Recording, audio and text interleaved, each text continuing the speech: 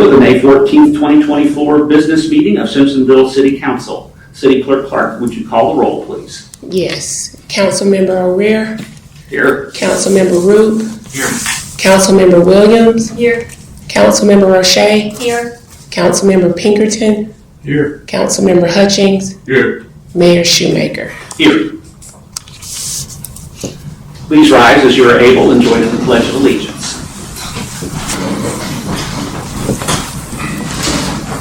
I pledge allegiance to the flag of the United States of America and to the republic for which it stands, one nation, under God, indivisible, with liberty and justice for all.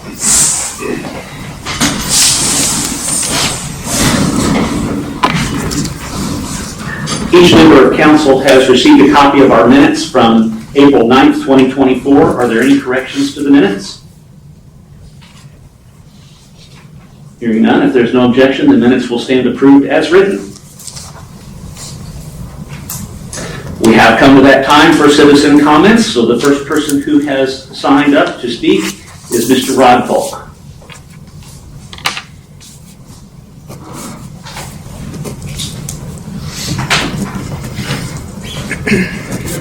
My name is Rodeffer. Is this mic on?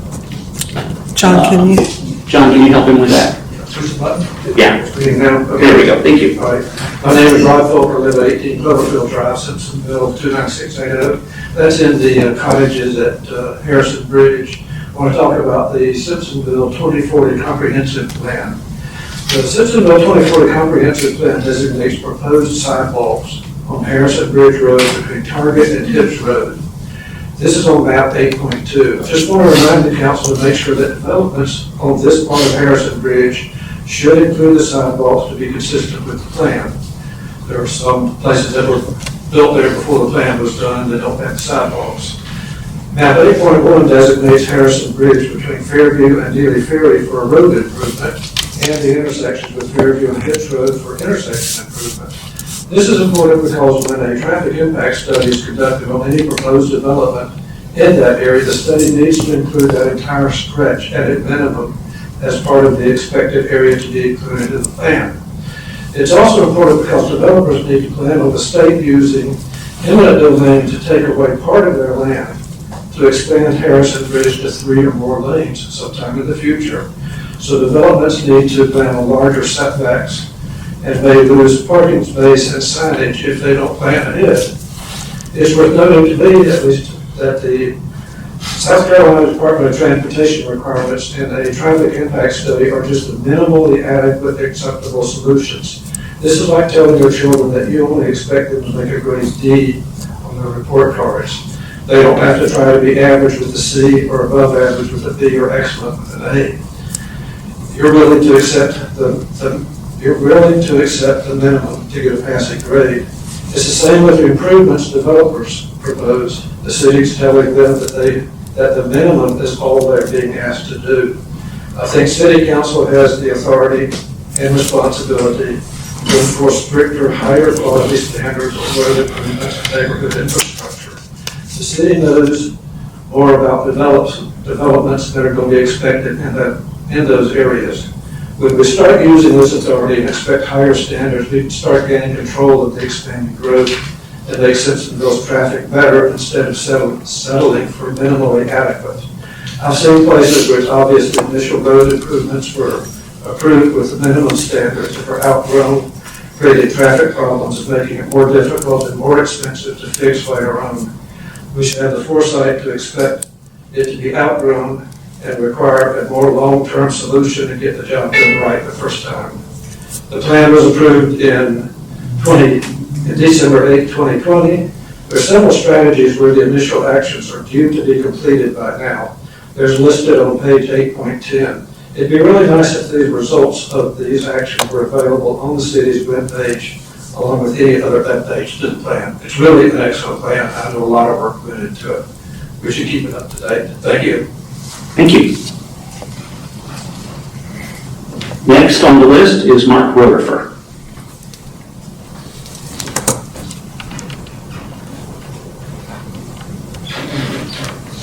My name is Mark Rodeffer. I live at 13 Southern Oaks Court. Good evening, Mayor and Council. At the workshop meeting, I expressed an opinion and a disagreement about TX 2024-01, which doesn't seem to be very popular, but I came back to ask you to consider a change. I'd like you to consider changing the requirement to overrule the Planning Commission's recommendation to require one more vote than a simple majority. I agree that the current wording in that zoning is cumbersome in the what-if scenarios if there's less than 5 votes available. However, I disagree that the bar to overrule or to rule with the Planning Commission should be the same. That's just a fundamental difference, and that's probably where our difference of opinion lies. But what I've asked you to consider that it would require 5 votes if you had 7 or 6 votes available, and 4 if you had 5 or 4 votes available. And I don't go any further than that because, quite frankly, if you only have 2 or 3 votes available, a quorum of 4, then perhaps we should use a motion to table for the next time so more people can be represented. But regardless of what the body passes, I'd just like to comment on the comments that I'm hearing and reading about the Planning Commission having more power than council and not being able to do stuff and whatever. It's a recommendation body. Like, nothing becomes annexed or rezoned or into law until council votes on it on a first reading and a second reading. So if you're feeling that way, then perhaps it's more of your own council body itself and not being on agreement or whatever. But just the comments just didn't really resonate with me about, well, the Planning Commission has their power and they're getting their way. They really don't, because nothing is enacted into law until those 2 readings. Thank you, and I hope you consider it. Thank you.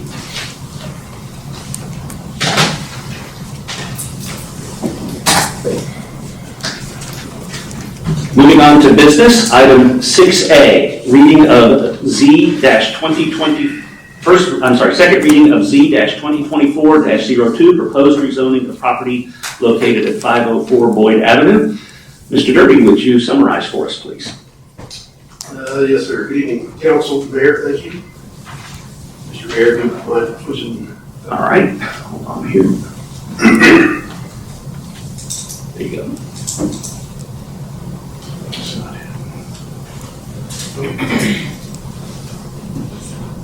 It's the only one I have, John. That's it. I'm sorry, it needs to go back. This is not connected.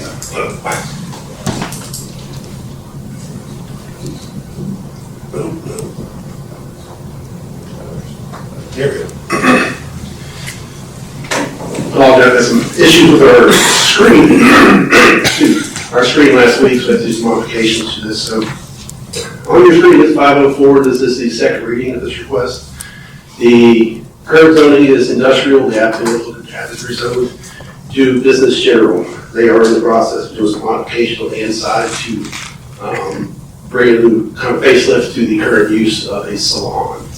Nothing has changed since the first reading on April 9th. And I can answer any questions that you might have. Thank you, Mr. Derby. A motion is in order. Councilmember Roche. Mayor, I move that council approve the second reading of Z 2024-02, proposed rezoning of property located at 504 Boyd Avenue.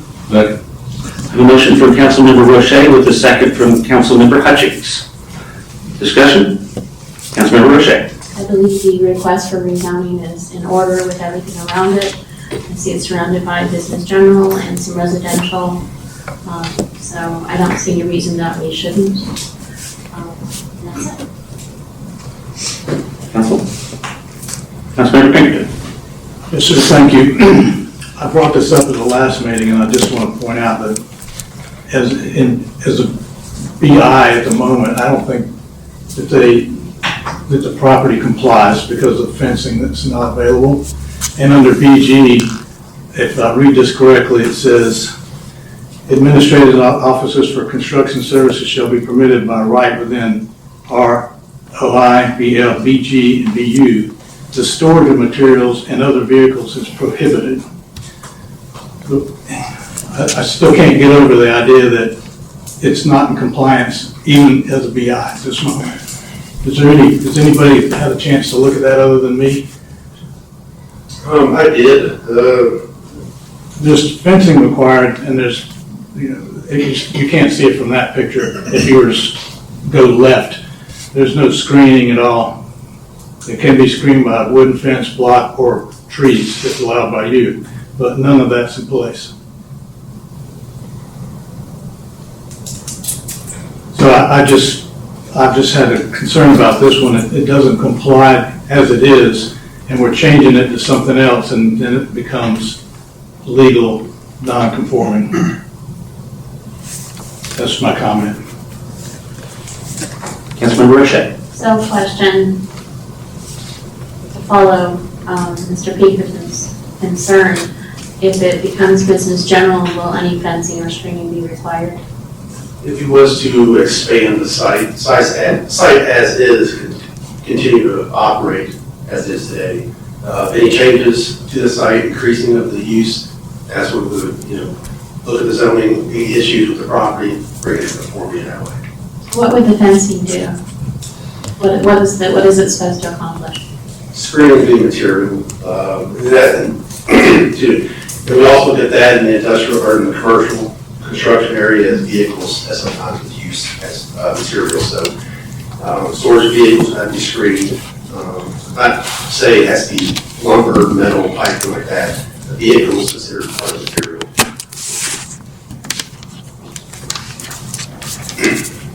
Councilmember O'Hare. Maybe I'm a little confused on that. So the fence and screening won't be necessary if it were to change to BG. So does that mean it's supposed to be there right now when it's BI? BI does have screening, but a higher screening requirement, above 7 feet, 8 feet max. That's what they have right now. You can see in the back, they have an 8-foot privacy fence per the BI requirement. So it should be in place for the rest of the property at this point. Just the portion that they're occupied, which should be the back portion of there. The front portion on the left, that's the hair salon location. It is BI also right now. Yeah, that's what we're talking about. Yeah. But they should have any outdoor storage being a hair salon. Well, I mean, I guess the outdoor storage would be all the cars parked around back and everything from the radon business that we figured out by driving by there. So that would be, I think, a reason to have a screen if you're going to put a bunch of vehicles back there too. So, but this one's been kind of a conundrum for me because I've never really gotten an answer as to how the salon business survived the first rezone, or it was allowed to rezone while it was already there. I've never really understood that.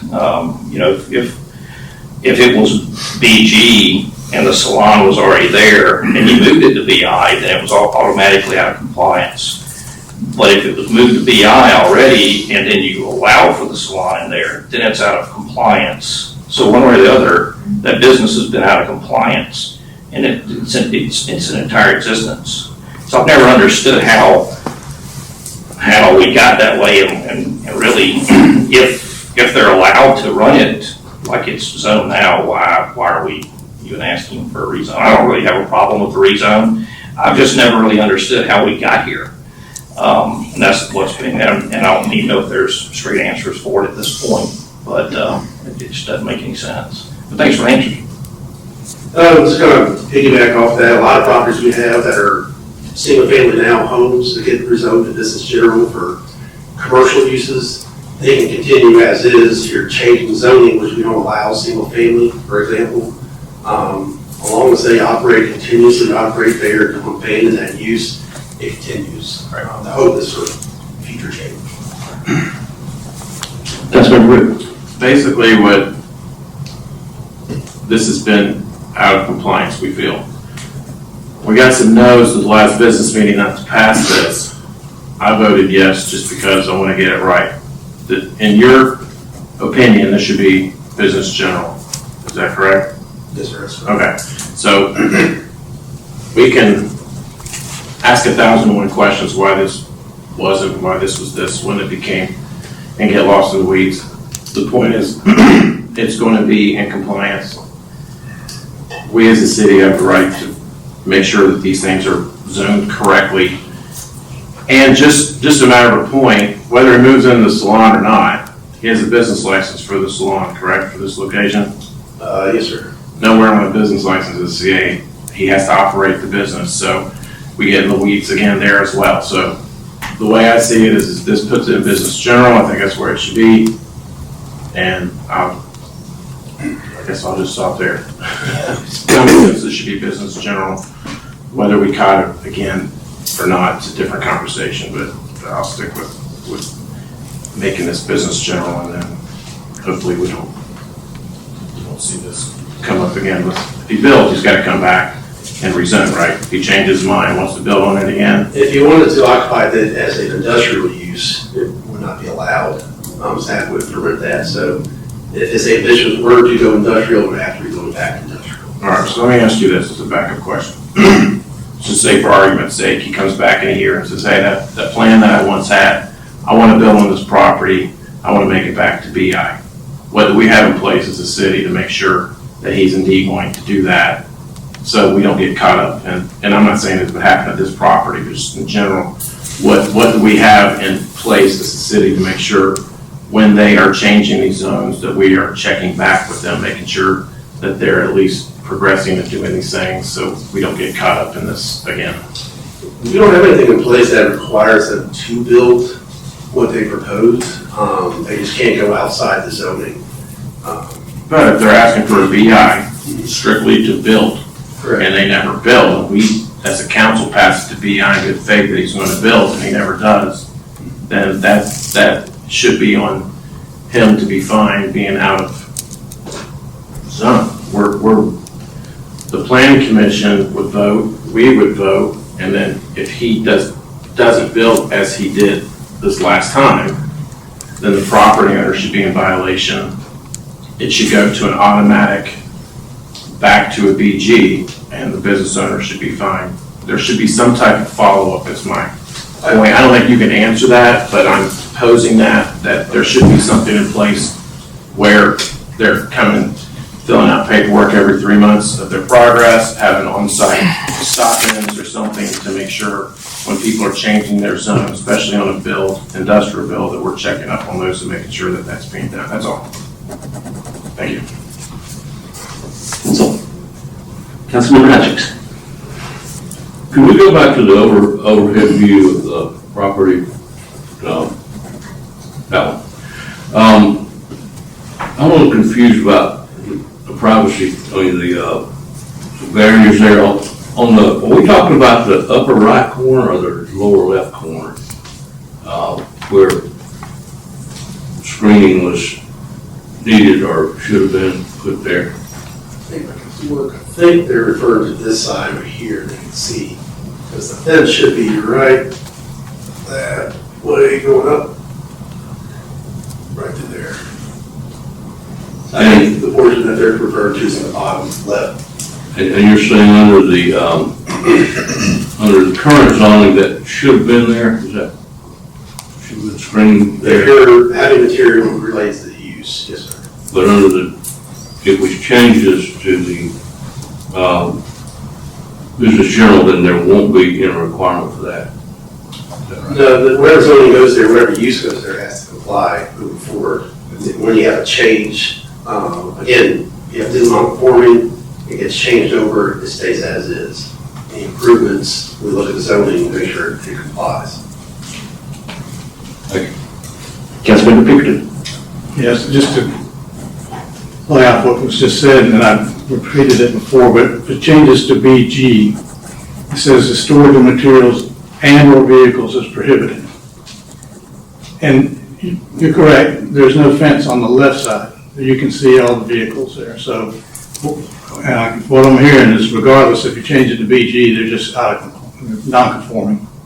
Correct.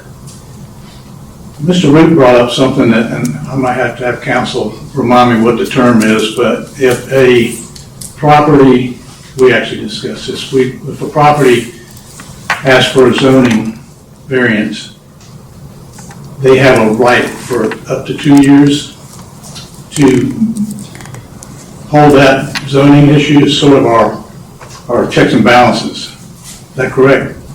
For approved plans. Approved plans, okay.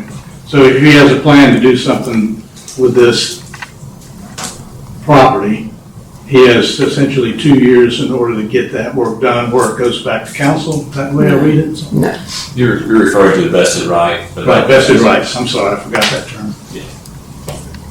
No, the plan just doesn't go forward. They would have to resubmit. We've had that before in projects, just the economy goes down, they don't have the funding to build the apartment. Back in front of us to resubmit just in case of zoning changes, zoning amendments, they don't comply with the new stuff, so. Zoning stays the same, just the project that got approved, no longer is approved. Okay, thank you for that clarification. Russell?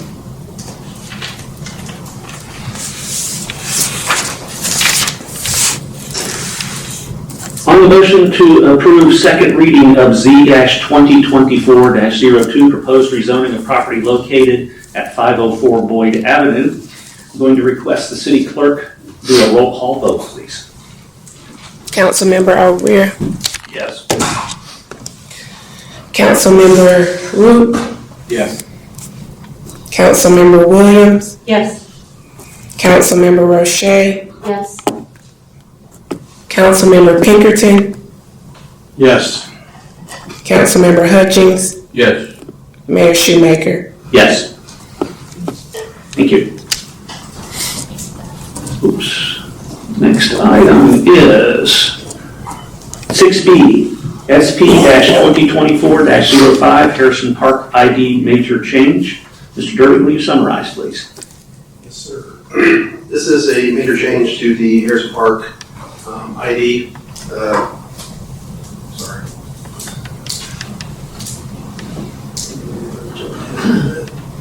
Oh, there it is.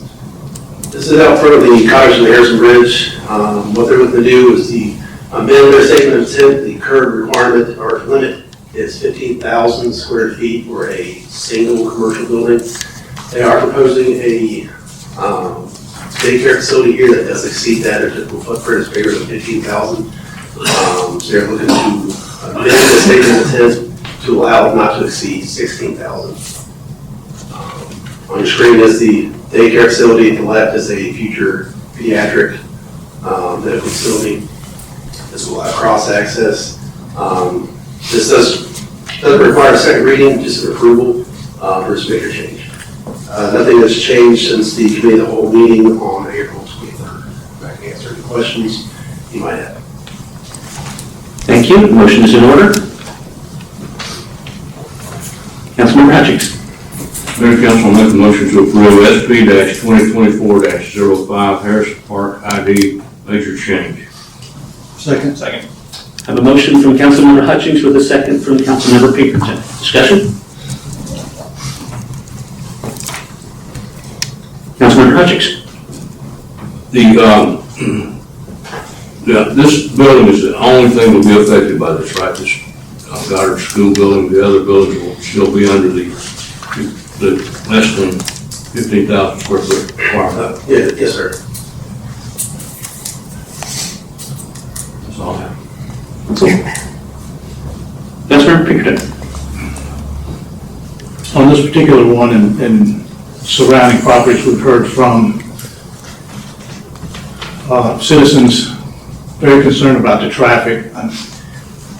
I don't think that it's going to make it any better for traffic here because kids, when people start delivering their children to the school, it's going to create a backup. But going forward, if this has basically been approved and all we're doing is changing the size of the building, I agree that in the future in this particular area, we need to be very concerned about future growth without investment from the DOT, the council, or the county, and us to make sure that we're avoiding huge traffic jams over there. Councilmember Root. Can you remind me again when this was approved?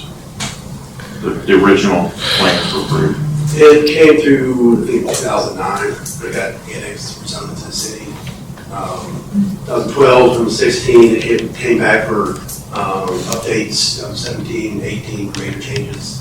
So it's been going on for quite a bit.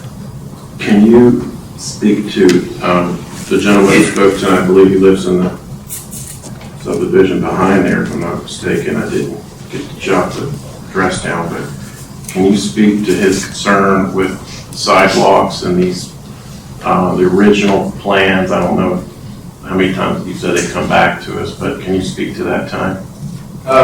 Yes, sure, I can bring the plan back up, but the original plan did not call for sidewalks. Only, that's kind of the dark line you see along the roads, that's the sidewalk they proposed on their concept plan. It leads out to Harrison Bridge Road. Nothing else was mentioned in their statement. That's it. The ID district allows for flexibility. They are kind of bound to what's on that plan in that document. So in this particular case, they probably opted out of putting the sidewalk out there when we got approved. Or feasibility of anything being connected in that time. But it's kind of hard to ask for something that wasn't already approved during council times of what they saw would be beneficial to that area at that time. Yeah, and typically, even the council before, the one I was on, aggressively asked developers to do these type of things. Back in 2009, things looked pretty different. That's probably why the council didn't request that at that time. So that's something that obviously we can't just go back and say, well, we'll approve this if you add sidewalks. That's already gone. So I did want to bring that to the public's attention that if this was coming before council now, that's something that we would obviously probably have negotiated, and even more so for stipulated on what we can. So here, basically, they're just moving an extra 600 square feet in. Is that correct? All right, thank you. Councilmember Weir. Yeah, kind of piggyback on what Councilmember Pinkerton said. I think the current speaker today, I think he mentioned it last meeting, is the cumulative effect of what's going on in Harrison Bridge. But I drove by there today, and of course, traffic's traffic over there, and this is probably one of those. They're going to generate traffic a couple of times a day, not continual. If that was a bunch of houses like you see already. So the biggest thing is for future planning is the cumulative effect, unless DOT or the other developments that have already been approved make the improvements to the infrastructure on Harrison Bridge. So we just need to be careful for that in the future. Councilmember Hutchins. How far along are they on the build out of the residential portion of this development? I'll have to check, but I think they're the last couple of houses we see. We have not done a final walkthrough for the phase, because they are private roads, we still inspect them. That's not occurred. Council.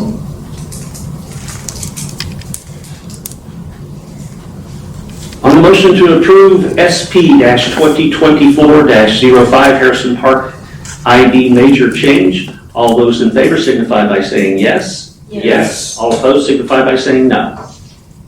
Motion carries by a vote of 7-0. Item 6C, first reading of Z-2024-03, proposed rezoning to ID, property located on West Georgia Road. Mr. Derby, will you summarize, please?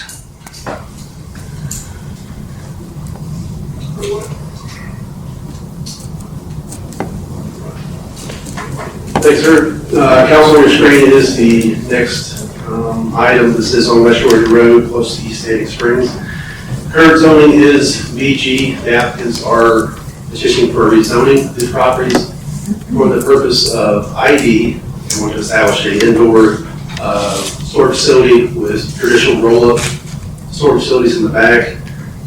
They are producing a retail portion. You see on the bottom of the screen, this will have charging stations. They are asking to put in some Amazon pickup drop areas in the storage facility. They are having to bring sewer to this location from the intersection. They are bringing that to the property line to help with future growth. They are doing above average facade, which is kind of indicative of the ID district. Nothing has changed since the April 23rd meeting. They did provide some follow-up comments from the last meeting regarding stormwater. The applicants here, I'd like to kind of do a little rundown of answer that question that was brought up at the last meeting, but nothing has changed since the April 23rd meeting. Thank you. A motion is in order. Councilmember Weir. Mr. Mayor, Council, I would ask the council approve on first reading of Z-2024-03, proposed rezoning to ID property located at West Georgia Road. Was there a second? Second. I have a motion from Councilmember Root with a second from Councilmember Roche. Discussion? Councilmember Root. Quick question. If you don't know the answer, maybe the applicant can answer. Have they gone to the county, or are they planning on going to the county asking for permission to build if the city does not approve this? No, sir, they have not. They're in the city already. So it's just a rezoning. But as far as they would be able to, and could they annex into the county and go and leave the city? Once they're in, okay, so They're in the city. they would have to keep the houses, and one of the houses is non-occupant, correct? It's sitting empty? Correct. The one right next to Christian Brothers is single family. It's legal non-conforming. It was rezoned back in 2019, 2020 for this very purpose for future development. And I misunderstood. We rezoned so many times. The mayor and I were trying to figure that out the other day. Is this a rezoning and a annexation? So forgive me on that. So, do you know how long that house has been vacant? I do not. And one other question. We said last meeting that the DOT was going to do a slowdown, but kind of a turn lane there eventually to turn at the light, correct? And this is going to be in this general area where the building is going to be? I believe you referred to the road improvements, turn lane improvements at the Yes. intersection of East. So it's going to be to the west of that, about 200 yards to the west of that. So that slowdown lane won't be in front of this particular property? It should. What did? I thought they said maybe it was going to start there. Yes, the turn lane won't go past into our property, so it'd be, well, to like the John to the west. It won't extend into our property. Okay, I didn't have people coming in and out, that would be a help or not. I thought I remember you saying it was somewhere going to be close to your property. Okay, that's all, thank you.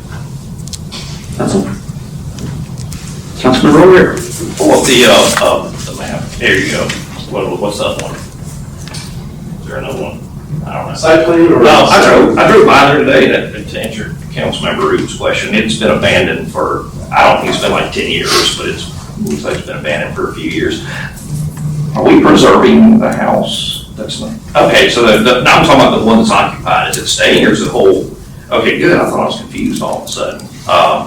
There's a lot of hardwood growth there that I hate to see go away, but you know, stuff happens. But yeah, I just wanted to clarify that. I thought I was missing something. Thanks. Council? Councilmember Pinkerton. So I brought up the concerns about the stormwater discharge onto the property last meeting, and I understand now that they're actually discharging less than what would naturally be discharged now by way of their retaining pond. I still have a concern about that discharge on the other people's property, but as long as they're complying and it passes the county's review of stormwater control, then my questions were answered. Council?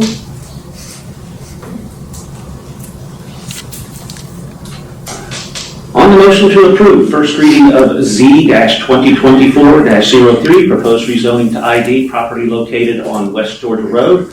All those in favor signify by saying yes. Yes. All opposed signify by saying no. Motion carries by a vote of 7-0. Thank you, Mr. Derby, and thank you to our applicants. Item 6D, first reading of TX-2024-01, miscellaneous refinements to the zoning ordinance. Mr. Derby, will you summarize, please? Yes, sir. Don't need the slide for this one. 735, 745, and 755C currently have a requirement to overturn a decision recommendation coming out of the Planning Commission. The current recommendation, it takes 5 council members to overturn this. The text amendment before you is to reduce that or change that to a simple majority of council. Nothing has changed since the committee of the whole. Thank you, Mr. Derby. The motion's in order. Councilmember Pinkerton. Mayor and council, I'll make a motion to approve TX-2024-01 miscellaneous refinements to the zoning ordinance. Second. Second. I have a motion from Councilmember Pinkerton with a second from Councilmember Roche. Discussion? Councilmember Pinkerton. Yeah, we've had an opportunity over the last meeting or two to hear from both sides of this issue, and I will say that I will be voting yes to pass it. I know there's been some concerns about and discussed about the various quorums you could get into, whether there's 4-member quorum and somebody recused down to 3. I think that's a rare situation, and of course we've been advised that that could be tabled. Interestingly enough, though, the planning department, or planning commission as is, could pass to council a recommendation with 3 members under the same situation, which wouldn't be a very good representation of the commission, but that is a possibility. So it's interesting that under that circumstances, they could pass something, but under our particular zoning or ordinances, we cannot unless we have 5 votes. As a councilman and a new councilman, I made a big decision to look into everything that's brought up to this table and review. I think that's a responsibility of every councilman up here. And there's various ways we can do that. Ask questions, we can go to the planning meetings, we have to get involved and do study based on the packets. In fact, I will also add that in my short time here, and even before, approaching Mr. Derby has been great. He's always been available to answer any of my questions. So I think it's important that we do that. I also took the initiative to take the 6-hour training course that's required by the planning commission, not required by council at all. Interestingly enough, in one of the first modules, comment was made by one of the presenters that on occasion, every once in a while, council may disagree with a planning commission's decision. And at that point, planning commission has to accept it and move on. And that's the same way with this decisions up here on this board, council. We do have to take a responsibility to understand exactly what the commission is required to give us and make good decisions based on that. We're a growing community. It's an understatement to say that. In the future, we are going to have to make decisions based on traffic, infrastructure, quality of life. You know, we're basically outpacing our infrastructure as is. And so it's incumbent on the planning commission to take those things in consideration as well. And then it's up to us as the deciding votes on approving those recommendations that we understand what we're going to vote for. And I think it's imperative that we change this to a simple majority vote going forward. Mayor and council, I move the question. Second. I have a motion to move the previous question with a second. This is not an item that can be discussed, so we will call for the vote. And we'll have a roll call vote, please. This will cut off today. Roll call vote, please. Councilmember Arrear, Yes. Councilmember Root, Yes. Councilmember Williams, No. Councilmember Roche, Yes. Councilmember Pinkerton, Yes. Councilmember Hutchings, Yes. Mayor Shoemaker. No. So the motion to move the question passes by a vote of 5-2. On motion 6D, first reading of TX-2024-01, miscellaneous refinements to the zoning ordinance. I'm sorry, I'm going to call for a roll call vote again, please. Councilmember Arrear, Yes. Councilmember Root, Yes. Councilmember Williams, No. Councilmember Roche, Yes. Councilmember Pinkerton, Yes. Councilmember Hutchings, Yes. Mayor Shoemaker. No. The motion is passed by a vote of 5-2. Item 6E, first reading of fiscal year 2024-2025 budget. Administrator Gracely, will you summarize, please? Yes, thank you. I don't know why that happened. Thank you, Mayor and Council. First of all, I'm very sorry I wasn't here with you 3 weeks ago to present the budget as I had planned.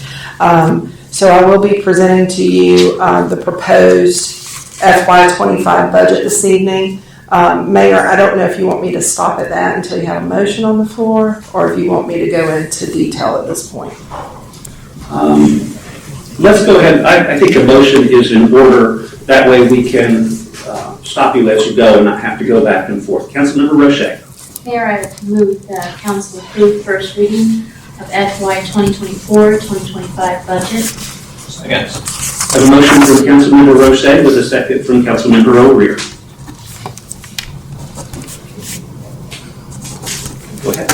Oh, sorry. So are you operating the screen? Yes, okay, so I'm not working, John. Thank You have you. one up there. Okay, good. I put this slide in the budget presentation last year, and I'm glad there are a few members of our community here, citizens, to see this, because I think it's important to note where Simpsonville is in terms of millage and comparison to the other municipalities in Greenville County. So I will point out that currently Simpsonville has the second lowest millage rate in the county. Malden is a little bit lower, but they are proposing some type of increase in their FY25 budget proposal. But just to show you not only the millage rate that we currently operate under, but the value of the mill associated with that rate. Meaning for every mill that we impose as part of the millage rate, we generate roughly $126,970 in tax revenue. You can see where the other ones are. It varies based on assessed valuation, essentially. Communities that have more manufacturing, because that's assessed at a higher percentage, tend to have a higher value on their mill. And so if you look at the value of the mill, we're essentially maybe a little bit lower than Malden, because the value of their mill is higher. So I just wanted to point that out to everybody. And does anybody have questions on that? I know, a lot of people are not familiar with how millage rates are imposed, the process for that, and how they're calculated. And I'll be happy to answer those questions if you have any. Councilmember Roche. If you'd like to explain all of that for the rest. I need a whiteboard for that. Definitely would need a whiteboard for that. Okay, so we will move on. I'm going the wrong direction. I also last year started putting the organizational charts as part of the budget. The reason being that, we deliver services as a municipality. That is the product that we provide. That is the value that we provide to our citizens. And so I wanted to show you, obviously, providing those services is where our resources, our tax revenues go into that. And so I wanted to show you from an organizational chart perspective with each department where those resources are going in terms of service delivery. This is the administrative department. There are a total of 14 employees. We do have the city attorney listed on there. He is on a contractual basis and under retainer to come as needed. He's autonomous in terms of, he doesn't take orders from me. He just provides legal advice to the city. But as far as the rest of it goes, you can see the organizational structure at City Hall. And again, the organizational structure with the police department. This is where we get into a larger number of employees, of course, because public safety tends to be where the majority of our resources go in terms of personnel, equipment. That's a lot of the service delivery that we provide. Public safety is always a critical service provision of any municipality.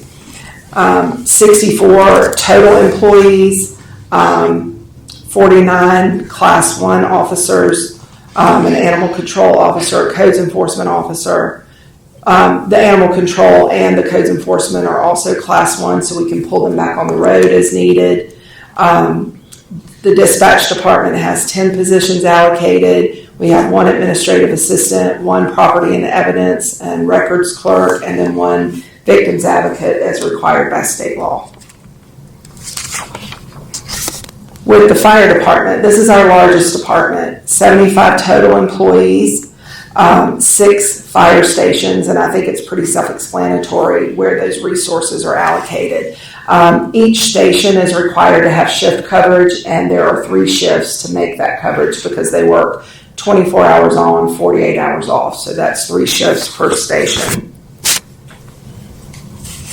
The Public Works Department, you can see how this structure is. Essentially, Public Works is delivering sanitation services, streets and sewer, a fleet superintendent who manages the garage, and then a facilities supervisor. Simpsonville Recreation Department, more of the same, director of athletics for youth sports, activities and facilities supervisor, which is part of the Senior and Activity Center for senior programming, the grounds supervisor for all of our park maintenance, and then our arts and events director is under recreation. So I like to give you a summary of the budget. Of course, you are provided with a detailed budget line item if you request that, but this is helping you to see the differences between the current budget that we're operating under and any changes in the proposed budget. That way you don't have to search for what those things are. And so I'll just go over these quickly. 4% cost of living increase is what I'm proposing, but also with a $1,000 bonus for every full-time employee that would be paid in the first payroll after this budget goes into effect, which would be after July 1st.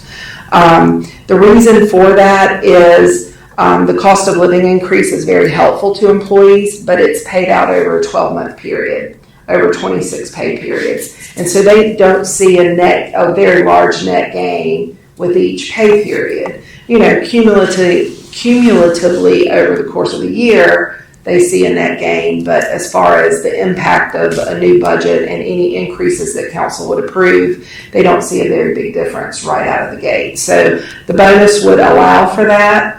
In these times of unprecedented inflation, I think it's important to put more money in the hands of the people who deliver these services. As I mentioned, this is the business that we're in of providing services to our residents and businesses in Simpsonville, and these are the people who do it.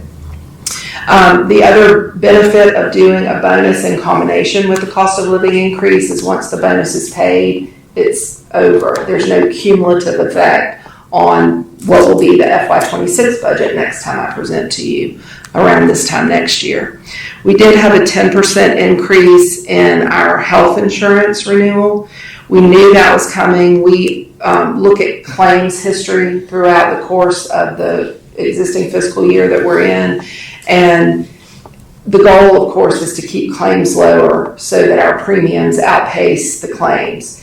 And unfortunately, we've had some claims that were pretty high, and so those two things are running neck and neck, and when that happens, we tend to see a larger increase. The initial increase that was presented to us was 18.5%, so we were able to negotiate with our current provider, which is Blue Choice, to get that renewal number down.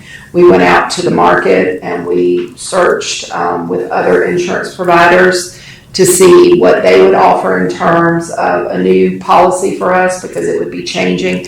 We don't like to change because there are employees who are on maintenance drugs, and different insurance carriers have different preferences in terms of those drugs. And so what ends up happening when we do have to change carriers, and we've done that once since I've been here, we were with Blue Cross Blue Shield when I came. We had an exorbitant renewal, and we went to Cigna for 2 years, and then we went back to Blue Choice, which is a different product than Blue Cross Blue Shield. And with Blue Choice, we've maintained in fact, last year we had a decrease We had no increase in the premium. We actually had a decrease. So I just want you to be aware that we do put a lot of time and effort into making sure that we are providing the best level of insurance coverage for our employees, but also balancing that with making sure that we do our research and put our census out on the market so that we're not getting the worst increase possible. And we, like I said, we were able to negotiate that down quite a bit. The next item is the $250,000 for resurfacing. That is something that we always do. That comes out of the Public Works Enterprise Fund.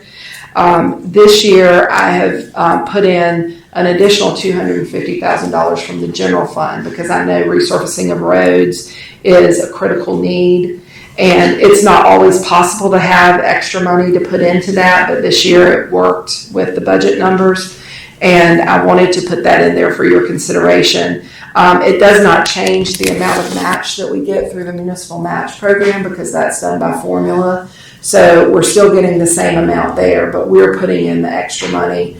The benefit that we get from participating in the municipal match program is not only the dollars that go into it, but also that is part of a large bid that includes all the county's resurfacing and every other municipality in the county. So we get a better number than if we were to go out and seek bids on resurfacing, you know, the 7 to 10 roads that we're able to do.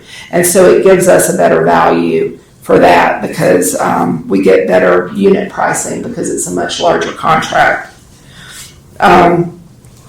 The other thing that is new this year is, you know, we've had a lot of discussions about stormwater. I still don't know what the answer is to that, but if there's no money to address it ever, then we're never going to make any progress. So I'm proposing a $250,000 transfer into what will be a stormwater capital fund that can only be used for stormwater. And because it's a transfer into now another enterprise fund, it does not require that any money unspent just goes into the general fund balance at the end of the budget year. And so even if nothing gets spent, that money will still be there in the next year and the next. So if we were able to reach some sort of solution, whatever that looks like, then we'll have some funding to help us get to that point. Whether, you know, that's not going to fund a lot. It's very expensive. And but I know we've talked about different things. We've talked about buyouts for the people most impacted by stormwater. We've talked about doing some type of stormwater planning to let us know what we need in totality. We've talked about different things. And I actually have a meeting tomorrow with a gentleman who's coming up from Columbia from the South Carolina Office of Resilience. And we're going to meet here and talk about their thresholds for how they fund projects and also the parameters for how that assistance is provided to people who are impacted, because I don't know what I don't know now. I'm not sure that any of our issues in Simpsonville would qualify for that. I'll find out more tomorrow. But I am also going to ask him to come with us to look at the troublesome areas that you all are aware of, because we've had citizens come here and talk about those. So we're going to go out and do a little field work as well. Also, a $250,000 transfer into the capital projects fund for the heavy rescue truck. This will be the second payment, and I'm using air quotes when I say payment. We are ordering a new heavy rescue truck, and it's a 3-year turnaround because I assume, you know, all the ARPA money that got distributed around the nation, a lot of people use that money to buy fire equipment and things. And so all of the manufacturers their delivery is not as quick as it was before. So they had told us they're about a 3-year turnaround. So what I did with this, for those of you who are new to council, before we ordered the truck, I went to the county. This was probably 2 years ago now. And anything that gets spent in the fire service area is under the jurisdiction of Greenville County Council. Because they set the millage rates, they issue the bonds for anything in our fire service area. We're under contract to provide fire service, and we staff all of those stations, but only with county approval for capital and for operating. And so the heavy rescue truck is $1.5 million expense. I know that sounds crazy, but that's what it is. And so I went to the county and asked for half of that because it will service the fire service area as well. So $750,000 will be paid by the county. And then because there's a 3-year turnaround, we are transferring $250,000 a year to pay our $750,000. So when the truck is ready for delivery, we don't have to go into debt to pay for it. The money is set aside for that purpose. This is a new thing that I am proposing this year, and of course it's entirely up to council, but I'm not sure how many municipalities do it. I know that Greenville County does it with their county council members, but a council member came to me recently and was asking about, he had gotten a request from Hillcrest High School from the robotics team about the city making a donation to help them attend the competition. And I said, I don't have anything in the budget that would cover that, but it led me to think it would probably be a good idea to give council $1,000 each in discretionary funding. Meaning as long as there's a public purpose to the proposed use of that funding, you could decide if you want to fund things or not. The robotics team, I feel like, would qualify. Of course, that request is, we weren't able to accommodate it because we're in this existing current budget. But if that request comes across next year and that particular council member wanted to be able to say yes to that, they could come and say, I'd like to use X amount of my discretionary funds in order to do this. It also, you all in your budgets have a certain amount of money allocated for attendance to the municipal association. If there was another conference that you wanted to attend that's outside of, what would be your budget for travel in your recurring budget every year, you could use the discretionary funds for that. If you wanted to do a mural, a small one, if 2 or 3 of you wanted to pool your money to make that possible, you could do that. So there are a lot of examples of how you could use that money, and it is just what it says. It would be under your discretion to do that as long as there's public purpose. The Greenlink contribution of $47,000, which we have talked about previously because that needed to be approved before I could prepare the budget. Salary adjustments for public safety, police and fire. We met with the police and fire department leadership last year in the early fall, and it is imperative that we stay very competitive with surrounding agencies in order to retain and to recruit employees into our public safety. We don't want to fall behind. Those of you who have been on council for a while remember we did an adjustment back pre-COVID, not long after I came here, because the Greenville City and Greenville County had raised their minimum for a new police officer. And we were fearful that, we were not going to be able to recruit any police officers because our number was so much lower than that. So we did that adjustment. We also, in year 2, did some adjustments to the compa ratio for longevity and years of service.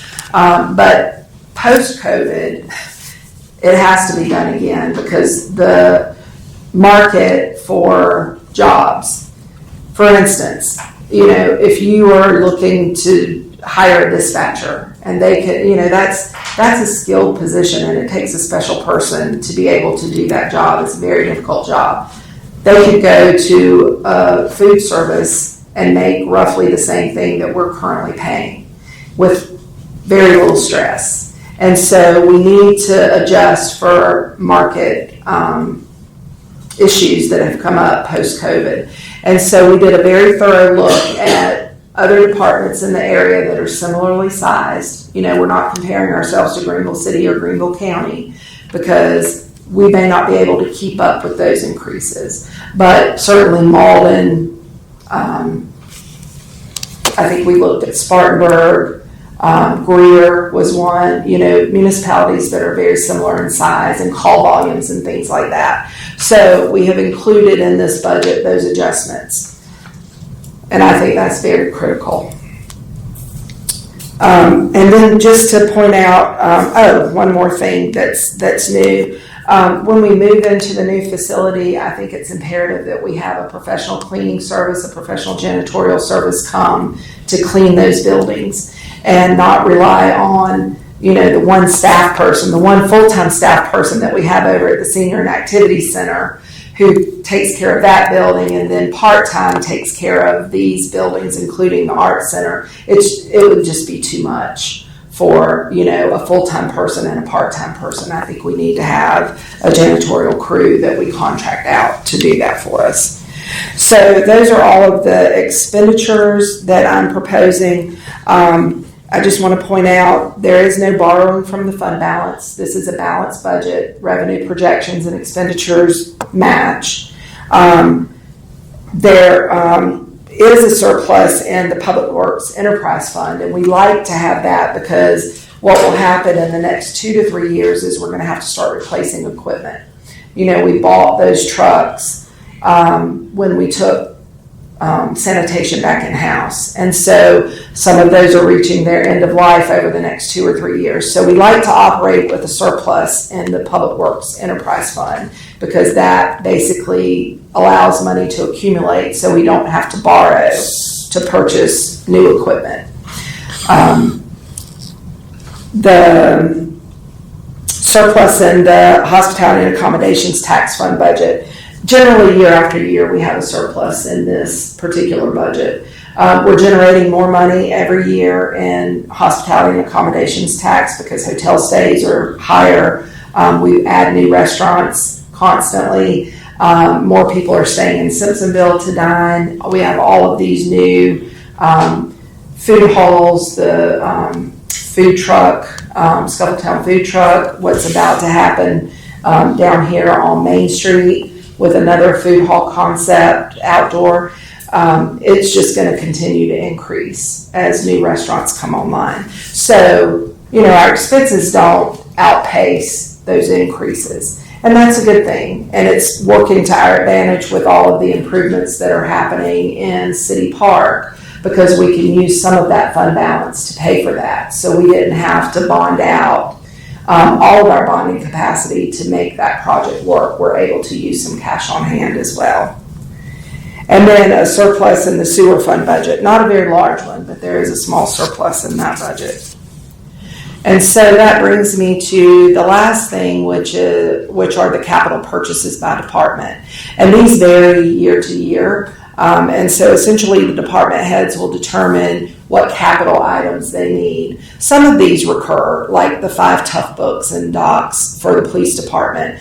We replace 5 a year because that keeps us at a level where all of the equipment is kept current. We generally do 2 patrol vehicles every year in the police department. That way we keep the fleet current without having to go to any kind of lease program or any kind of borrowing to purchase new vehicles. Additional body cameras because we have added personnel in the police department in the past. The property and evidence shelving for the new building, they have a much larger P&E room over there, and this is just to provide the adequate storage for the property and evidence. They have very strict protocols when it comes to how those things are handled. For the fire department, building improvements, that is just so that the older stations 1 through 4, and in some instances perhaps 5 and 6 too, as they need routine maintenance. It's a fund that allows that maintenance to occur throughout the course of the budget year. And we generally put that money in every year as well. One new vehicle, there is a vehicle that's got a lot of mileage on it that needs to be passed down, one that needs to be surplus, and then a new vehicle.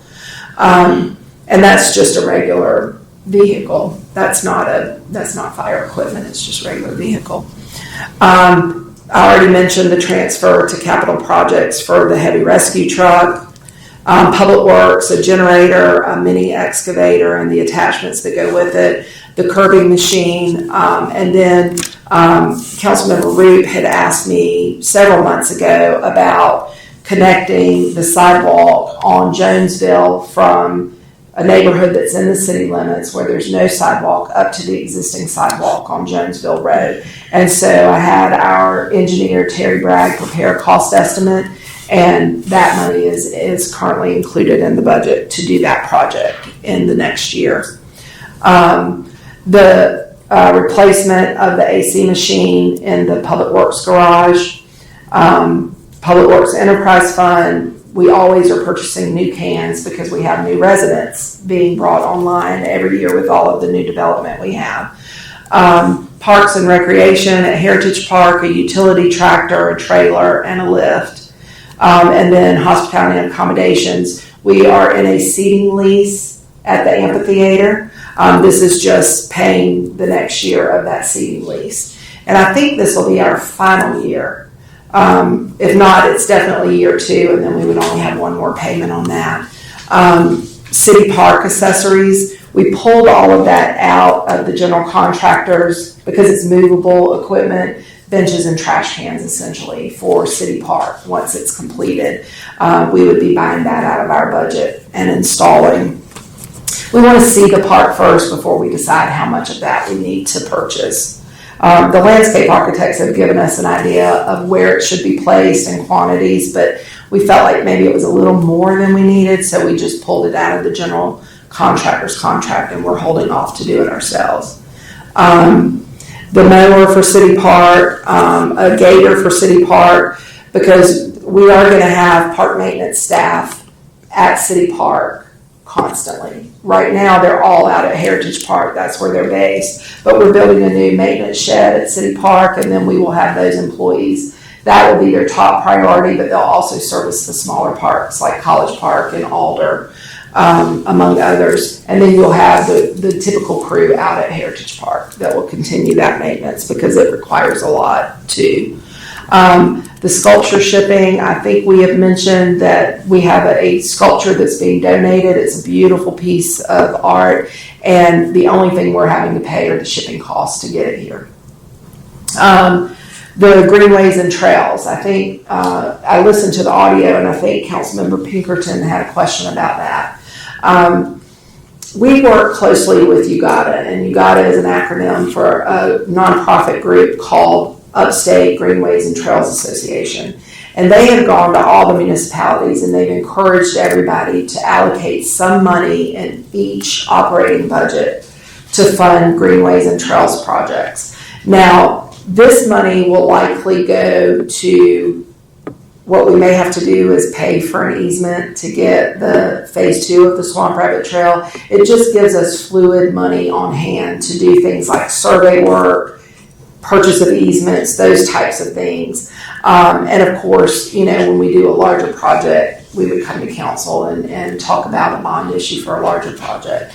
But this would just give us the flexibility. It's $100,000 to do, and it doesn't even have to be a large trail extension like the Swamp Rabbit Trail extension. It could be a small, we did recently, I think it was about 3 years ago, Councilman Hutchings probably remembers, we did a walking trail at Alder Park, and something like that could be funded out of this. So it just gives us a little flexibility to do greenways and trails. Maybe it would be used to plant trees along a path or a trail, or connect a neighborhood to a larger trail network, those types of things. If the money doesn't get spent, it just goes into the general fund balance at the end of the budget year. So it would go into the fund balance on hospitality and accommodations tax because that is a separate budget. But anyway, that's essentially what that is. It just gives us the option to do smaller projects or to have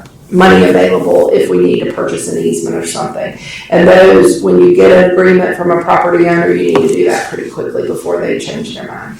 Because as we've seen with this Swamp Rabbit Trail project, it has not been an easy process to acquire easements. We've had our consultant on board for quite a while, and we've been working toward it, and we've looked at an alternate route because we were having problems, and I think we're finally making some progress. It looks like we're very, very close on securing that last easement. I don't want to be overly optimistic, but anyway, we would take money out of that fund to pay for that easement. And I think that's all I need to detail. This is self-explanatory. It just shows you the percentage changes in each departmental budget. These are revenue changes, and then the next slide would show you per department where any increases or decreases have occurred. And if you have any question about what caused those things, I'll be happy to answer. But a lot of it has to do with capital purchases that were included in one budget or another that are not included this year. And then it changes the total amount budgeted for that particular department.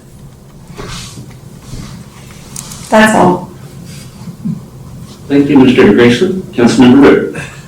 Yeah, thank you, and thank you for not going through each slide. I appreciate the one slide there. I met several department heads, so I appreciate someone who is fiscally conservative. I think our department heads do well. I met with the police chief, and yourself, fire chief, and they can ask for a whole lot more than 2 vehicles. What happens, just so the public knows, when they see police cars, they're getting police cars here. That's because if we don't do it incrementally, then we're going to have 6 or 7 in 1 year, and then we'll see a huge problem with that year's budget. So it's good to change these out. What I gather that they do is they'll take the bad ones out and they'll pass down certain vehicles. So they're getting rid of the ones that aren't operating or costing money. And I think the police chief, for instance, does a good job of noticing which vehicles he has ordered that were in the shops a lot, kind of mud pits, and he doesn't order those again. So I think he does a good job ciphering out those that are going to last longer and maintain. So I do appreciate all of that and the hard work that you guys put in this budget together. I will say there's one thing on the budget.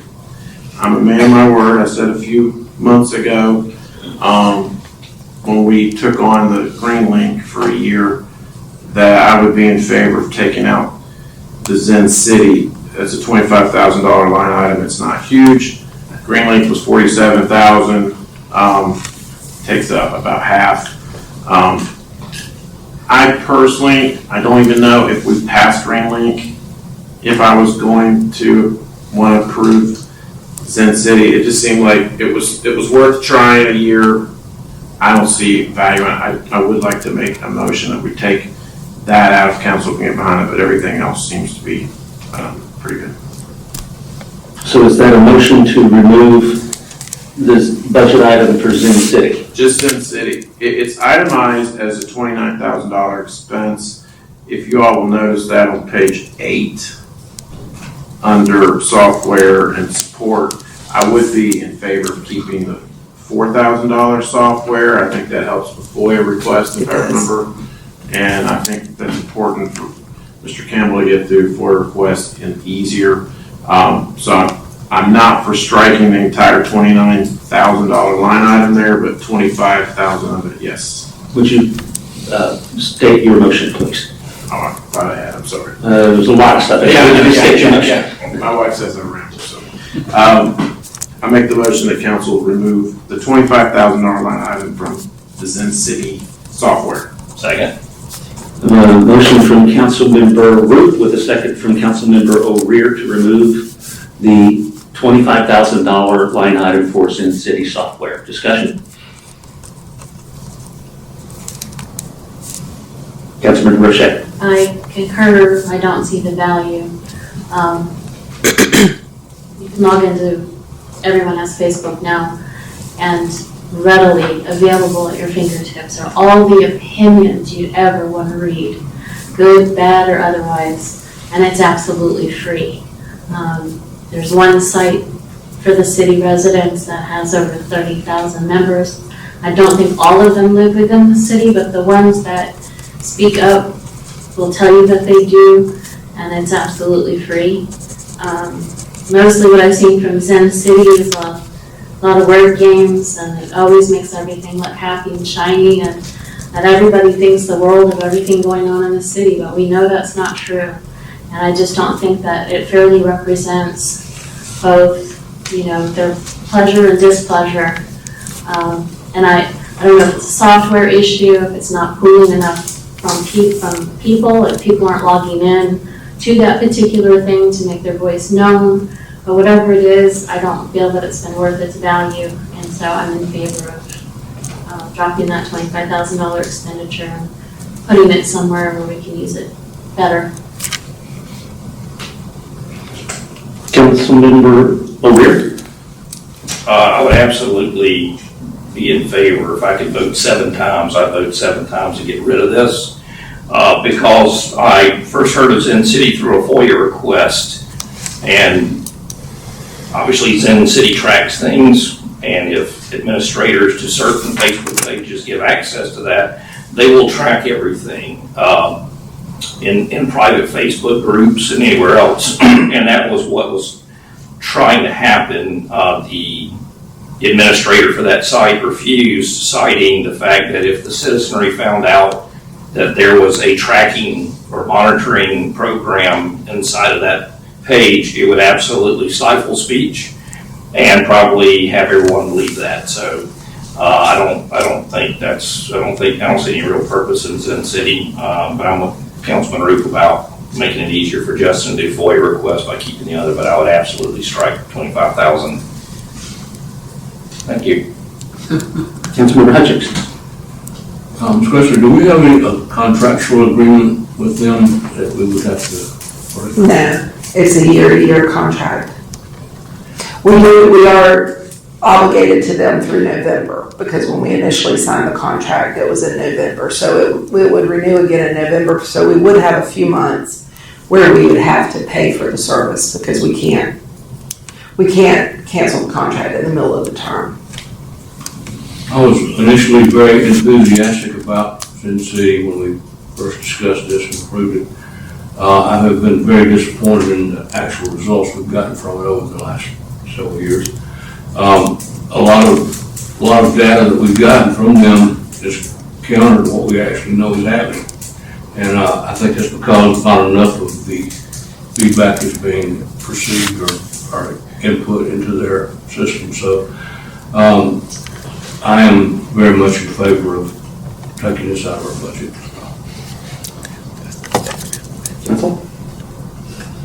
Administrator Gracely, can you share with council what your reasons were for wanting to keep it for just a little while longer, please? So one thing we haven't been able to use yet, at least not to the capability that exists within that software, is what is called the public engagement platform. And my thought in keeping it in the budget was this downtown revitalization project that's going to be happening very soon. It would allow us to push out information to the people who visit the site and want to have information provided to them where construction is occurring, the progress that we're making, how much longer is this street going to be under construction, those types of things. Of course, we'll convey all of that directly with business owners because they'll be the most impacted, but it's very difficult to convey that to an entire population of Simpsonville. And so it would make that project, I think, more transparent. Nobody could say the city didn't make us aware of this, because we do have this tool, and if people will just go on and log on to it, then they could get push notifications through their email with weekly updates on the progress of that project. And so, it's certainly a council decision about what you want to do. I just don't think we've had an opportunity to get what is probably the most valuable use of that product out of it yet. But we're coming close to, starting that project, and I think there would be value in that. Thank you. Councilmember Roof? I would say, since we do have it until November, we would still be able to use those services while we are doing, and I know they keep saying when we're going to start the streets, but I'm hoping. It's a moving target. Yeah, but at least with the building and the park and those type of announcements, we would still be able to use that for a few months. And I get what you're saying. I get it. I see it both ways. I was hesitant to vote for it last time, and I think just with the data that I've seen, it's just, and then we're not even part of we're not really part of Facebook groups that we want to be part of, that we need that data because they won't let us. And if I had known that going into it, I probably would have. That was a big disappointment for us too, because we just assumed we would be able to have all of that information go through the software. And unfortunately, as Councilmember O'Rear said, we did not have any success with the administrators at Simpsonville residents to allow for ZenCity to track that. And it would have been nice, it would have been really nice to have that. So what they're tracking now are comments regarding Simpsonville on Fox Carolina, Facebook, WYFF, other organizations that maybe put information out. Our own Discover Simpsonville, where we put information on social media. Like I said, it's not a complete picture, certainly not a complete picture, and it's really unfortunate. Because, the reason that we found this software and talked to the company and had the presentation made to council is because a few years ago, this body said, we need to communicate better with the public. And it's very difficult to do, because the public has to participate in that communication too. It has to be a two-way street. And so the software is only as good as the participation we get in it. And that's why it was very disappointing that we weren't able to access the largest social media group out there that specifically targets this area. But anyway, of course we'll do whatever council directs us to do. And that's what we try to do when we brought this product forward. And so if the decision of council is to remove it, then we'll do the best we can with our own social media to get information out to the public. Councilmember Roche. I'd like to make the most of the resources that we already have in place. We have a great public relations official, and we have a city website. And I feel like our city website could use some juice. So I would be in favor of moving some of this money to improving our city website and making it a more user-friendly, interactive type of platform. I say that because I get questions all the time through email, text, phone calls, asking me questions that they could find if they just type www.simpsonville.com. And so I think a campaign to get people directed toward the website would be helpful. And then the website to actually have the updates like you're talking about for the downtown, projects that are coming up, the traffic updates, maybe an update daily. I mean, all the news stations give an update daily, when you get in your car, what can you expect to find on this road or that road? Something interactive, something that they could link to that would even pop a widget up at the bottom of their screen. This is what's being done today in City Park. This is what's being done today on the municipal building. They like the information, they just need to go to a place for it. ZenCity didn't do any of that, but I feel like our website could, and that seems to be the logical place where we should be driving citizens, taxpayers that want to know what's going on. So, I don't know, maybe that's something to think about. We could redirect some funds, and Justin's not going to be happy with me giving him more work. He will be. He will? Okay. If I may. Enthused, then that makes it all the better. So if I may, I'm glad you went there. I did not prompt Councilmember Roche to do this, but we do have a proposal from a company called Ghost Marketing to completely overhaul our website. Right now, we're with MuniCode for the website, and it's a very stagnant, not very interesting looking product that we get. It has the information on it, but there are certain things it does not do. Ghost Marketing did a website for our art center for us. It was a much smaller expense because it's a much smaller website. But it does provide a place for people to go and get information about what's happening with the art center. It links to the studio tenants, and it's been a very valuable resource. So I've had this proposal from Ghost Marketing, and I didn't have anywhere to put it in the budget. It is $24,000 for year one. There's also $24,000 for year two, so we would have to fund it again next year. But after that, it's our product, and Justin would be able to change content and do all of that. So it would be an even trade if we wanted to fund that proposal. They're an excellent company. They did wonderful work for us on the Art Center website, and I know that he would be unbelievably excited to be able to go ahead and do that. We were going to just kick the can down the road a little bit longer, but this seems like a really good trade-off because, we're required to have a balanced budget, meaning the expenditures have to meet the revenues. And so I would have to find somewhere to put that money anyway, and we could just move it. I could just take ZenCity out of the administrative detailed budget and incorporate Ghost Marketing into that. So I guess I make a motion to amend. You make a motion to amend the motion on the floor to redirect that money to Ghost Marketing. Okay, so we have a motion from Councilmember Roche to amend the motion that's on the floor. So the amended motion would be to end our funding to ZenCity and replace it with Ghost Marketing. right. That they take the $25,000 from ZenCity out of the budget and redirect that money into the budget for Ghost Marketing.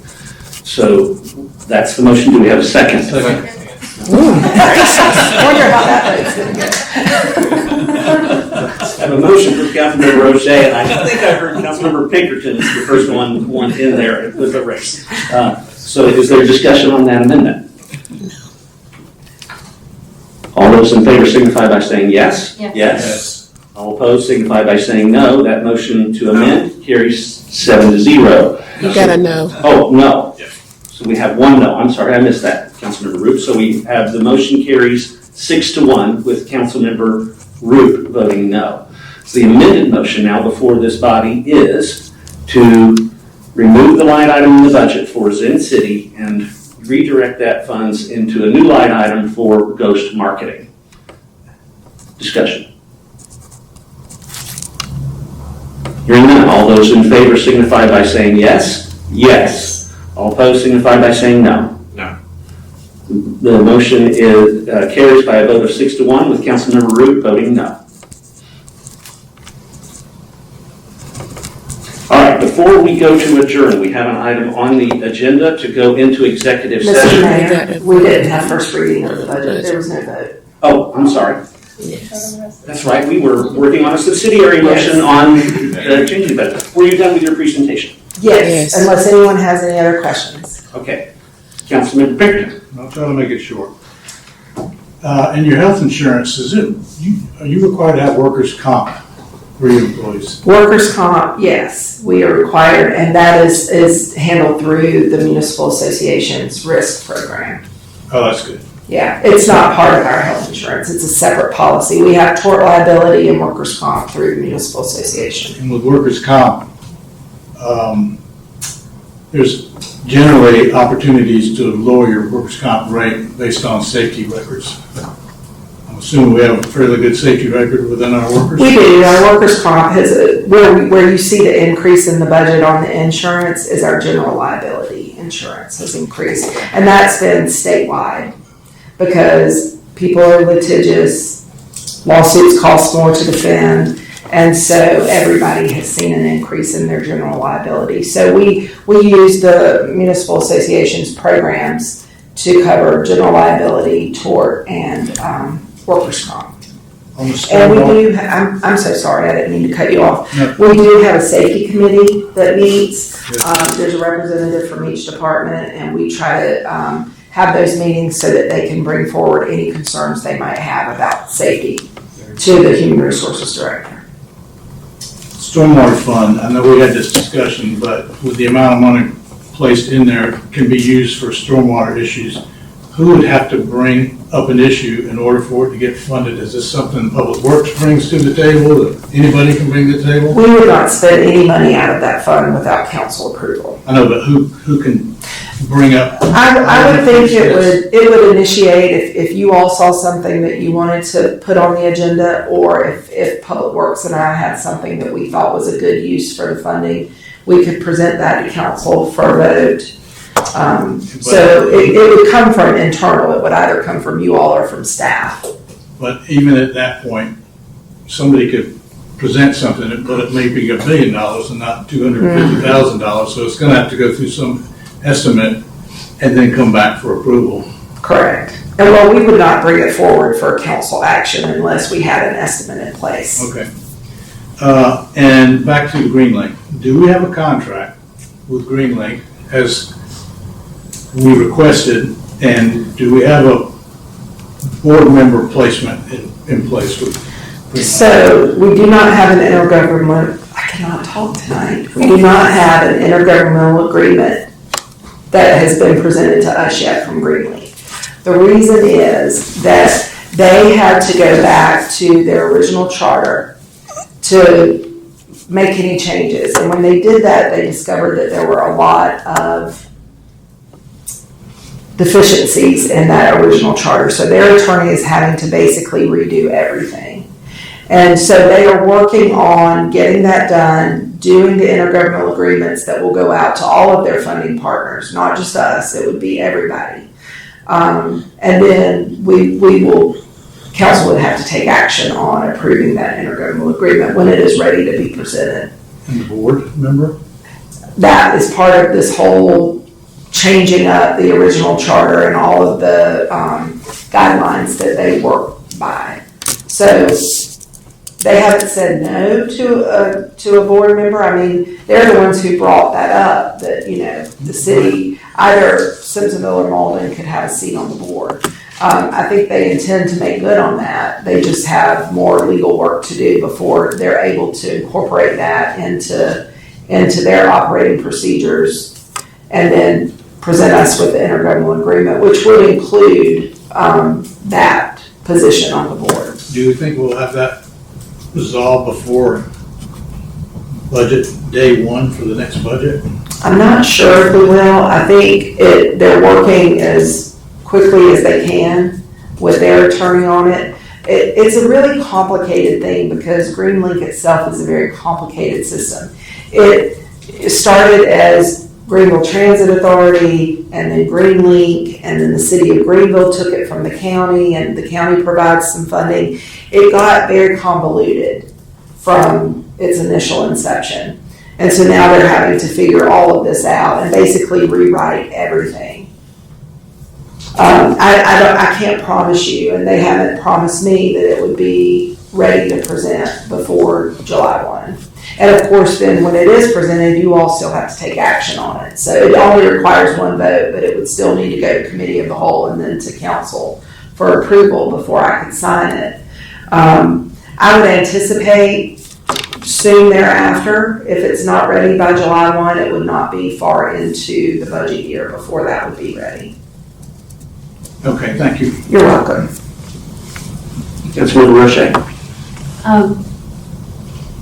I'm throwing this out here as something I'd like to see happen. It's not gonna happen in this budget, but I would like to put a bug in your ear. I love that the resurfacing budget was increased. But what I'm seeing more and more is that we're getting further and further behind on our city streets instead of ahead of the curve. And I think the only way that that's actually going to happen is if we have at least a small system of equipment of our own, rather than relying on the county, rather than relying on King, contracting that stuff out. And I know that's expensive, but if we can spend $1 million on a fire truck, I feel like the city's in a position that we could spend the money for the roads, the streets, because it's important to the people. If there's one thing that everybody agrees on, we don't like the condition of the city streets. And I appreciate the process of, the way that Public Works handles that and grades each one and puts it on a schedule if it requires paving. But only able to do 7, when the need is 20. I'm thinking too that the crumbling pavement, how it's ending up in the sewer system, some of the neighborhoods, that's not helping our sewers or our storm drainage at all. I would like to see in a future budget, I may or may not still be on council when it happens, but I'd like to see us get paving equipment that would allow us to take care of our streets instead of being in line, for contracted services, instead of waiting on the county to, be available. I think Simpsonville's population has grown, our infrastructure needs to grow as well, and, they're paying the tax. I think that the citizens deserve good streets throughout the neighborhood and inside the city. Just putting that out there. Thank you. Councilman Hutchins. I'd like to follow up with a couple of things here. First with Councilmember Pinkerton's response about Greenland. Will bus service be impacted while all this wrangling is going on? No, not at all. And then with Councilmember O'Shea's comments about the streets and resurfacing, I would like to see that increased and more streets addressed, but I also would like to see the process become more transparent. So all of us and all the citizens can see how the streets are selected and what the conditions are to determine that. I know I've reviewed the list a while back, and in every street listed there, I would have a hard time determining by looking at that list as to which streets were in disrepair and which weren't. So more information there or more transparency, I think, would be good in that process. On the budget, storm capital fund, if we were to collect impact fees, would that be a vehicle for funding this stormwater capital fund? It would be, and this council would have the authority to do that. Of course, like with any increases in taxes or new fees, I think, there would be some people who would not be very happy about that, but that is an option for you to consider. But there are costs involved in stormwater issues, and I think people need to realize that the development set to lead that should, share in the cost. The $1,000 discretionary fund for each ward, is that a use it or lose it proposition, or? If it's not spent by June 30th of next year, it would just go into general fund balance. It's not cumulative. I think somebody else asked me that, and no, it wouldn't be, because we would have to establish a separate fund for it to be cumulative, so yeah.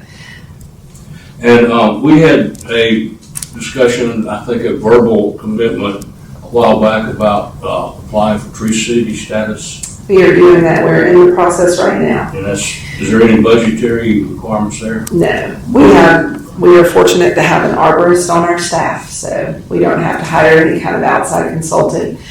For those of you who don't know, Public Works Director Andy West is a certified arborist. He wears many hats, and so he is working on the application for Tree City designation right now. The last thing that we would have to do in order to comply is a proclamation for Arbor Day, which I would suggest we do at the tree lighting every year. That's what we did in Travelers Rest, and it works out great because you have a captive audience. It's a short proclamation, so it raises awareness about the significance of Arbor Day and the importance of trees. And so we would hopefully attain that status just after the first of the year. That would be the last action we would need to take. There are steps that we have to go through, certain amount of money being spent per capita on trees or maintenance of trees, establishing an arborist or a tree committee, and then the Arbor Day proclamation. And I think there's one other thing. Am I missing something, Andy? Yeah, it's hard to remember everything because it's been a long time since I've gone through this process. But yes, I would anticipate that being the final action that we would do this calendar year, and we would get the designation soon thereafter, which would time out perfectly with the new park. There's a $2 per capita requirement Yes. on urban forestry. That's right. Yes. I just want to say that, again, this budget is excellent. You and the staff have done a great job with this as usual. Thank you for that. Thank you very much for saying that. And I need to thank our finance director because she makes this process so much easier for me. And all of the department heads as well, because they go through their worksheets while Director Farino and I are working on revenue projections, and then she plugs all of those numbers in, and we know there's always a gap between revenues and, what everyone's asking for. And so then we go back to the department heads and work with them on making the budget balance. And they all do a wonderful job of helping that process. Councilmember Weir. Man, when you speak late in the process, a lot of people steal your thunder. That's okay. I want to thank Director Farino for sending me this itemized thing. That helped me a tremendous amount, and I forwarded it off. Thank Diana for sitting down with me yesterday and explaining a lot. She answered most of my questions. Want to piggyback on a couple of things. Green Link, Councilmember Pinkerton, there was a third prong to the promises there. And one was the adjustment of some of the stops to incorporate more paratransit. So I don't want that to get lost in the shuffle. My example was the new municipal complex, putting a stop there, that would automatically expand, but I think there's ways we can expand the paratransit service by simply shifting stops around. I just didn't want to get lost in the shuffle of the other things that are extremely important. I agree with Councilmember Roche. I think it's a fantastic idea. Anytime you can keep something in-house, over time, it's going to be much more cost efficient. So that kind of segues into something I wanted to ask about the budget. There's a lot, not a lot, but several things that would be considered vendor items, and some of the costs. I'm not hip on how much uniforms and things would normally cost, but I just wanted to, make sure we're going through the proper channels and getting several different quotes from several vendors before we settle on something. And before a council member group wants to choke me, I was going to ask him about his sidewalk. I just want to see if we can preserve as many trees as possible on that. I know my neighbors across the road at Redfern are going to really enjoy that. I know they appreciate his efforts in getting that done. I know he's been working on that for them. Those are good folks over there, so I know they'll really use it, so the money will be well spent there. And Councilmember Hutchings, I'm all with you on the impact fees. I think it's a fantastic way to fund stormwater and other infrastructure issues that we see that doesn't affect the taxpayers directly. But I do want to appreciate everyone, all the department heads, all their time they put into this budget. I got tired of reading it all, so I couldn't imagine the effort to actually put it together. But I appreciate everybody doing that, and it does look really, really, this city looks fiscally in great shape right now, so I appreciate that. Thank you. Councilmember Roche. One really quick question. Since we do have verbal promises from Green Link and we approved that based on those verbal promises, and we have yet to really see anything come of that, is there anything preventing council from pulling back the funding at this point if they don't deliver on their end? So it's a 1-year commitment. So I would say, I think the only option, if they don't deliver that before we have this budget discussion again next year, then certainly, I think you just reevaluate your commitment to fund that. I don't think we could pull it back at this point because we've committed to them that we would keep the route open. And of course, Malden is part of that equation too, so we would be disrupting service in Malden or affecting their budget negatively, because they would have to decide, are we going to make up the difference? Because the two, municipalities are working together to fund this route. But I would say, the good thing about this request to fund 601, and while we work out all of these details, is that it is just a year-by-year commitment on the city's part. Would you reach out to them? I feel like you're already going to, and let them know that those things Yes. that were verbally promised are really important. Yes, we've had some email correspondence, and I've told them, it's really important that we get these issues resolved. Council. Just as a point of clarification on something that Councilmember Hutchings mentioned, is that the stormwater impact fee would be something that would be paid by each property owner. Correct. Across the city. Correct. And Is that what you were asking about, Councilmember Hutchings, or were you really referring more to a new construction fee? I can't remember what the term for that is, where somebody has to pay when they're doing new construction. Well, it would be an impact It's fee. an impact fee. So which one? I was actually referring to new construction. New construction, okay, I just wanted to be clear on which Well, one you you were. know, I will say that new construction is held to a higher standard, and you all don't know, but I'm working on bringing forth an ordinance that would require that every new development meet the 100-year storm standard. We're at 25 years, so it's only going to increase the cost that they already have to pay for stormwater. You know, stormwater that's managed on the site doesn't impact other property owners. I think most of our stormwater issues are in the older neighborhoods where that infrastructure was not required to be put in at the time because those water quality standards were not in place on the federal level. So you all can, discuss whatever you want to discuss, but I think it would be unfair to developers to then put the burden of paying for stormwater citywide on their development as an impact fee. But that's a discussion for another time. It's not part of this budget. Let me be very clear, I'm not lobbying for an impact fee for developers, I'm just bringing up the issue Yes. that if we were to go in that direction at some point in time, would this fund be the place where This would be where that revenue would be directed. Yes, sir. Any further discussion? On the motion to approve the first reading of the fiscal year 2024-2025 budget, all those in favor signify by saying yes. Yes. All opposed signify by saying no. The motion carries by a vote of 7-0. Now we have reached that item on the agenda about executive session. At this time, we are considering going into executive session. A motion is in order.